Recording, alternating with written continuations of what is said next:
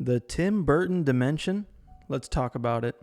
Today we're going to discuss the possible explanations for Tim Burton's unique style when it comes to filmmaking. Tim Burton, his real name is Timothy Walter Burton. He's an American filmmaker and artist. He is known for his gothic fantasy and horror films such as Beetlejuice, Edward Scissorhands, The Nightmare Before Christmas, Ed Wood, Sleepy Hollow, Corpse's Bride, Sweeney Todd, The Demon Barber of Fleet Street, and Dark Shadows, and many other films. Now, Tim Burton's style of filming and art is known as Burton-esque. His style is so unique that we've come to regard his works and those who replicate them as Burton-esque, and we see the Burton-esque in every facet of his films. Writing, lighting, music, characters, and of course production and design. So as we've seen in many of Tim Burton's films, he seems to have a fascination with the afterlife, monsters, a dark gothic scenery. The way I would describe Tim Burton's style is a gothic version of Alice in Wonderland. And I've always wondered, where did Tim Burton get his unique style? Because his style is the most unique style I've ever seen when it comes to filmmaking. No other filmmaker does what Tim Burton does in his own style.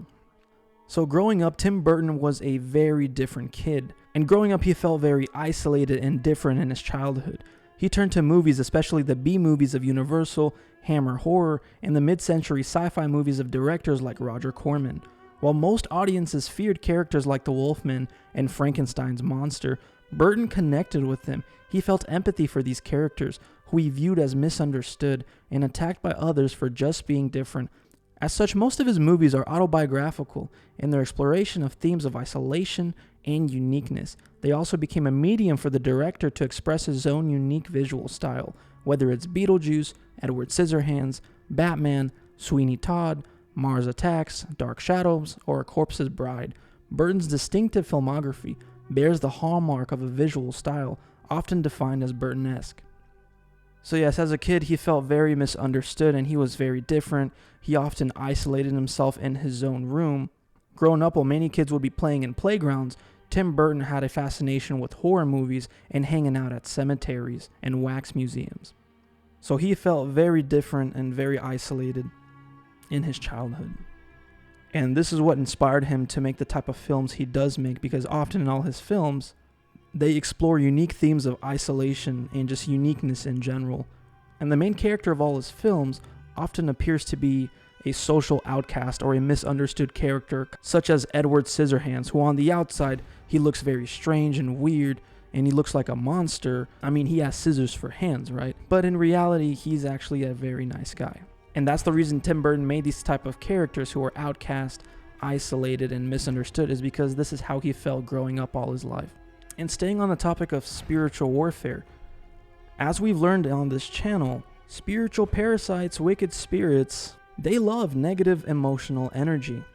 And as humans, it's not very normal for us to be isolated for long periods of time, because social isolation leads to negative emotional disturbances such as anxiety, depression, stress.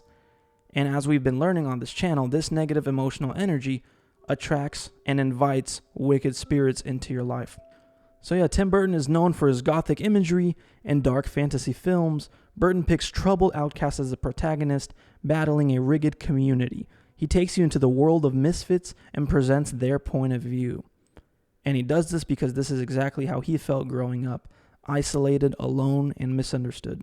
Burton understands outcasts like no other. If you ever had feelings of loneliness of being an outsider, it never quite leaves you. You can be happy or successful or whatever, but that thing still stays within you. And I quote Tim Burton. Burton grew up feeling like an outcast. It's the director's lonely childhood that lets him emphasize with other loners. So yes, Tim Burton always had this fascination with the afterlife, with this gothic-like style of filmmaking. He had fascinations with horror movies and cemeteries. So according to Tim Burton himself, he formed his art style that was inspired by strangeness and outcasts. He said, "I love animated characters that have no eyes." He also said he likes characters with chalky white skin color, dark circles, big eyes, accentuated cheekbones, spooky appearance, and eerie settings. And another very common thing that you'll spot in all of his movies, this is like a Tim Burton Easter egg, is he loves using black and white stripes. I kid you not, look at all his movies. He always uses stripes, whether it's Alice in Wonderland, Willy Wonka, Beetlejuice, Nightmare Before Christmas. All his movies feature a character wearing stripes. Now, why do I think this is significant? If you think back to all my content I made on the black and white pattern, whether it's black and white stripes, black and white zigzags, checkered floors, this pattern is often seen on many powerful psychedelics like ayahuasca, salvia, and DMT especially. And I've mentioned this plenty of times before, but I know we have a lot of new people on here. By the way, for those of you who are new, welcome to my channel. Thank you so much for joining. I'm glad a lot of you are enjoying the videos. But when people partake in powerful psychedelics, such as DMT, there is a common experience that a lot of these people experience, and that is they end up in this other dimension. Either there's a black and white checkerboard pattern all over the place, or a zigzag black and white pattern, or a black and white striped pattern. But the common factor is always the same. There's this black and white pattern all over the place in this other dimension. And in this dimension, they encounter trickster spirits, often described as the jesters. And the look of these entities are always the same. And the black and white stripes remind me of the sacred clowns that I talked about in my past videos that many tribes throughout the world worship. People in the tribal world often dress like these entities, and they have a black and white striped appearance, protrusions coming out of the head, dark eyes, pale face, black lipstick, kind of like what many of Tim Burton's films depicts. Characters with a pale face, dark circles around the eyes, and stripes all over. In all his movies, you'll find this common factor. I mean, the character Beetlejuice is literally a demon, and I'd say a pretty accurate one, a trickster spirit that has black and white stripes or a black and white design all over him.